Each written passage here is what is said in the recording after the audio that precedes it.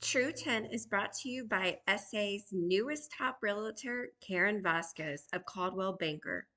Karen is a local educator, mother, wife, and certified realtor that wants to help you find your new forever home.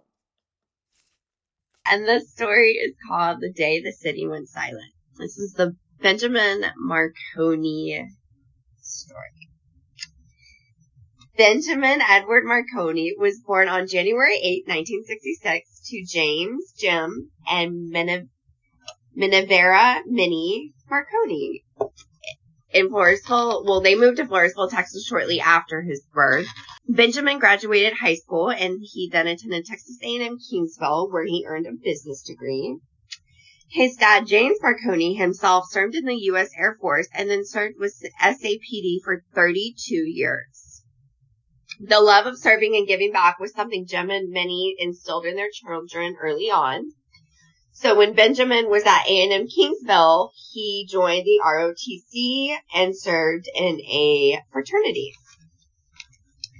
After graduating, Benjamin joined SAPD. Many of his close friends described Marconi as a big Spurs fan.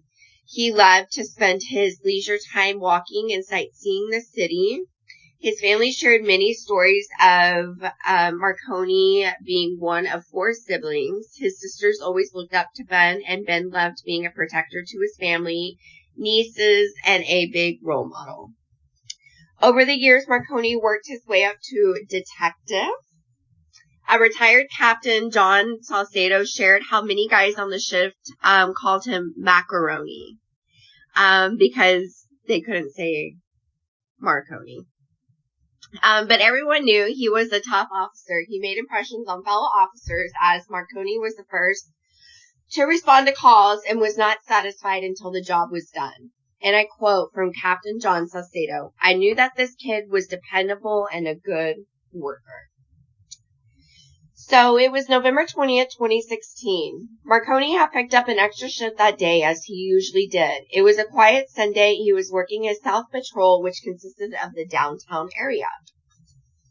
Just before noon, Marconi made a routine stop on a car right in front of SAPD headquarters off of Santa Rosa Avenue, downtown. The vehicle carrying Ricky Martinez and his family were stopped for a basic traffic violation. As the Martinez family was out of town and visiting and were trying to navigate downtown roads, Martinez testified as saying Marconi was respectful and took the man's license and returned to his patrol car. Right after Marconi returned to his vehicle, his side window was down as he ran the license with the dispatch. Several eyewitnesses all reported seeing the next series of events.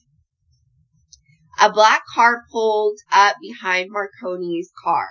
A black male got out of the car, ran up to Marconi's driver's side, pulled out a gun, and shot once at Marconi through the window, then leaned in the window and shot Marconi a second time in the head.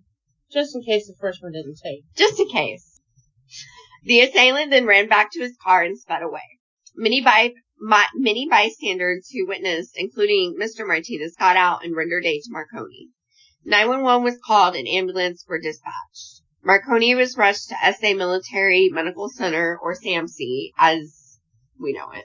We're going to go back to that morning. So, same morning, November 20th, 2016. So that morning, 31-year-old Otis McKane walked into SAPD that fateful Sunday. He was trying to get answers as to why he was not able to see his son, whom the mother had custody of. It being a Sunday, there was little SAPD could do, and this did not sit well with Otis.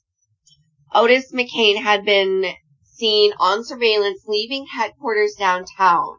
He got into his black sedan and drove around until he saw a police car with lights on, parked on the side of the road. Marconi was rushed to SAMC, where after attempts to save him were unsuccessful. Detective Benjamin Edward Marconi last watch was dated November 20th, 2016.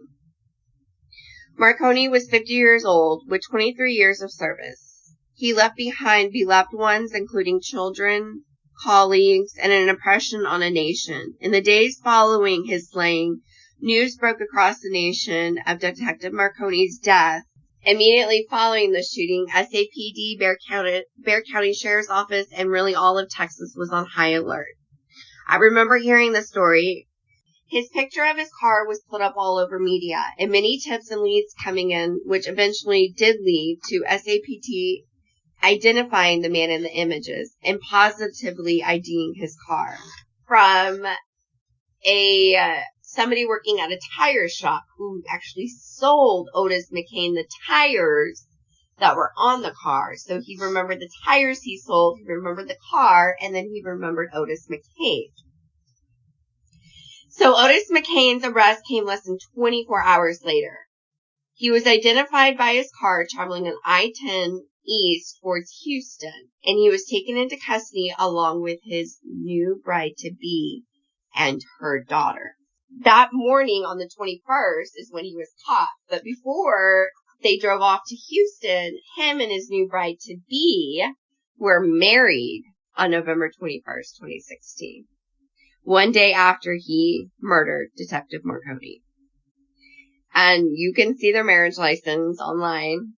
They walked into the courthouse, they got a marriage license, and then they were driving off to Houston to live happily ever after. Something's just not right.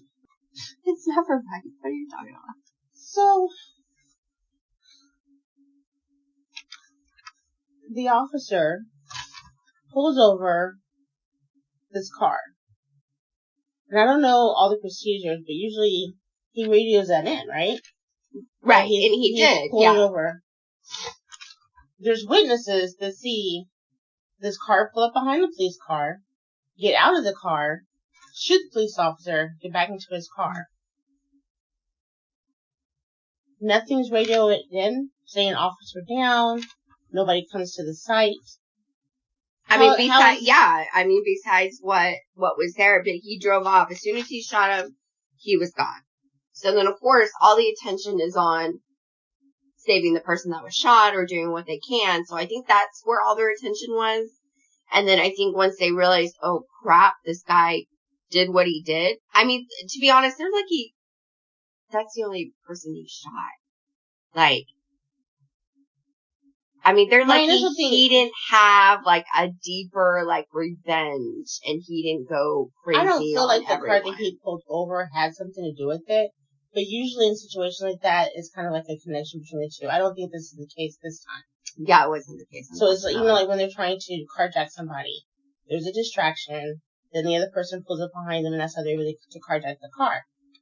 I don't think this has to do with it. I know you're still telling part of the story, or part of the story hasn't been told yet, but all the witnesses is going on. It doesn't take all those people being witnesses and then the CPR, first responders and all of them to tend to the officer, and no one's going after the hit and run, the murderer, the person that shot. Well, and then it blows my mind that he could literally, like, he was, like, from all day Sunday night, and then they wake up and they walk into the courthouse to get a marriage license the next day. Well, I haven't started talking about the dude yet. There's something wrong with the dude. And I feel like there's more to the story with him. But my part is how come nobody's chasing him? How is he able to get away? There was nowhere around. But everybody saw. Right. And I think everyone was just more concerned about I saw the movie Marconi. Of how the Amber Alert and everything started. Uh-huh. And you have your witnesses. Your witnesses report what happened. This is an officer, a well-known and loved officer that's now his life is taken. And no one can go after the car because they had to report with car pipe. When the Amber Alert and stuff was being made, they were like, okay, it's this type of truck. Everybody go around this county and look for this truck. Every truck that fits this description, we're pulling over and we're questioning these people. No one could have looked for this car. And I remember it being on the news and them saying something about about the car. Because then my thoughts were, well, why isn't everyone looking for the car? I mean, granted, there's a million black cars, right? I get that. But if this guy's supposed to be as great as he was,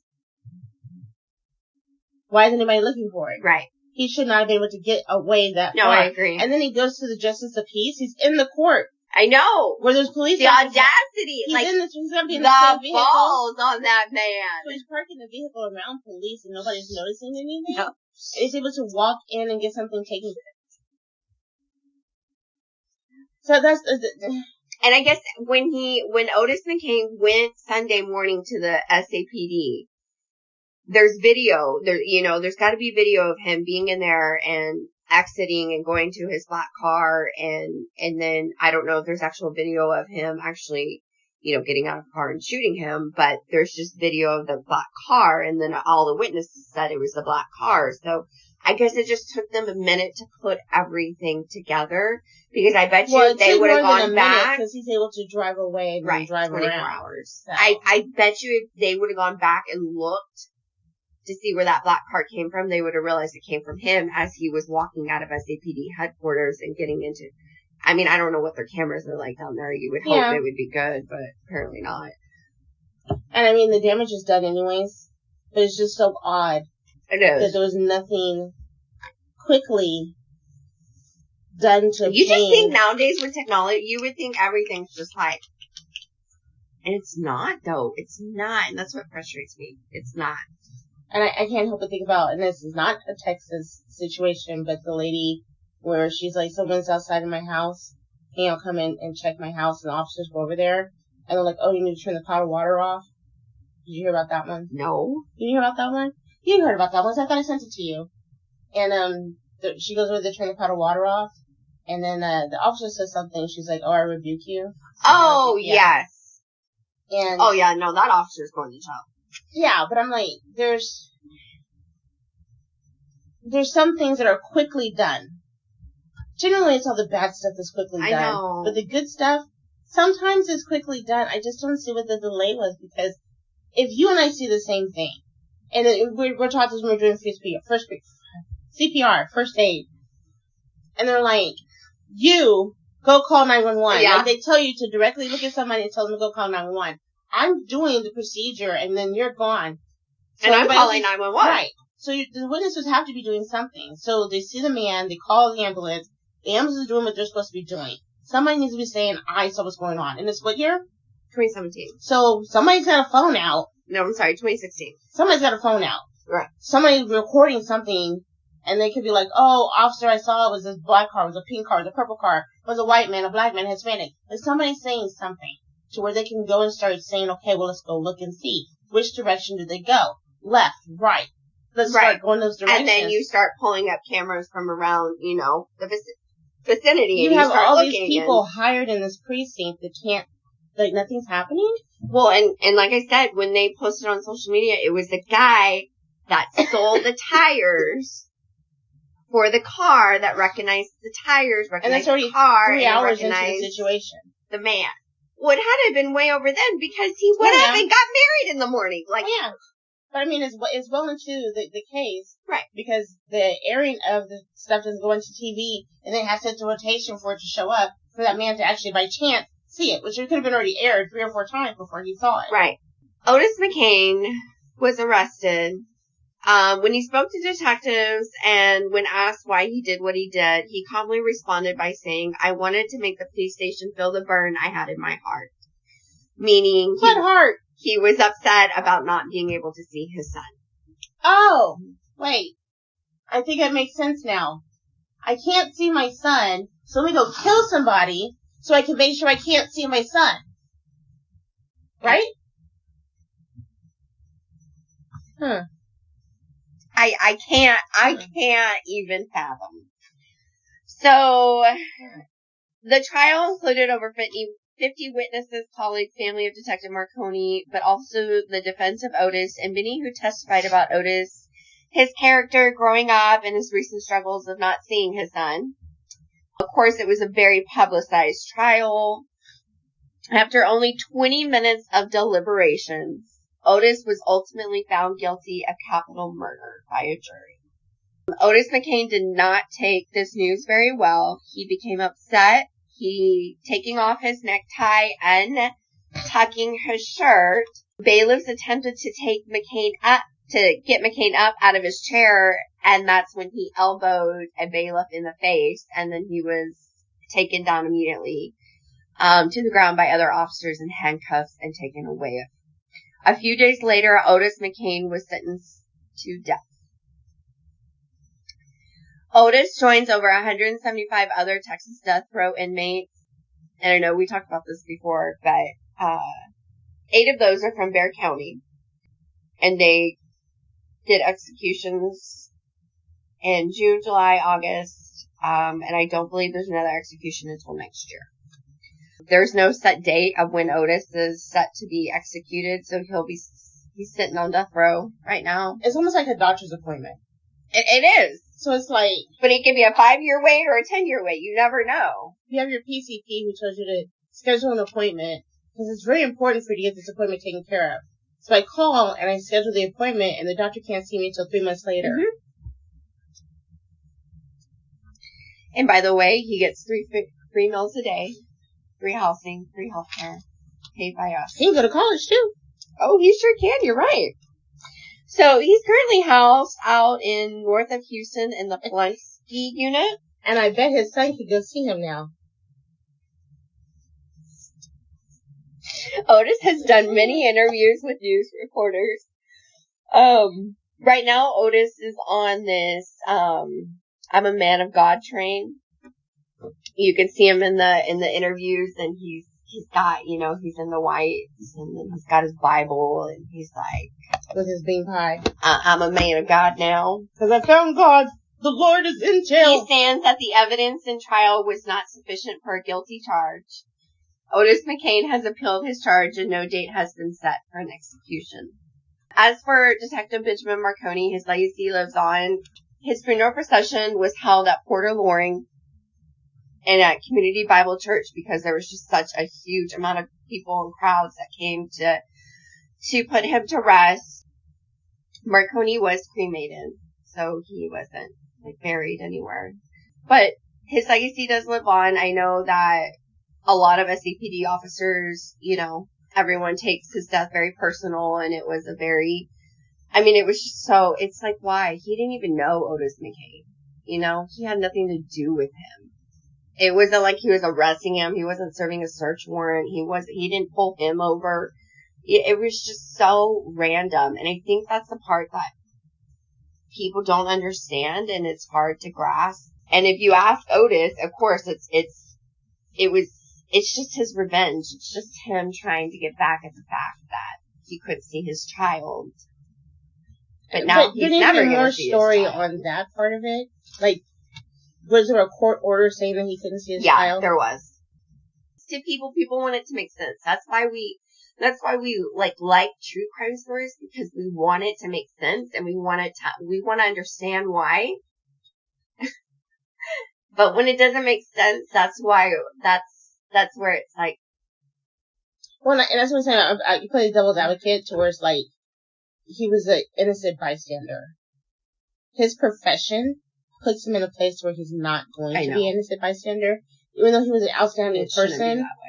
That whole protect and serve for all the officers that did wrong before him, all the officers that do wrong after him, it's a very unlikable thing. So you're a target. You are a target.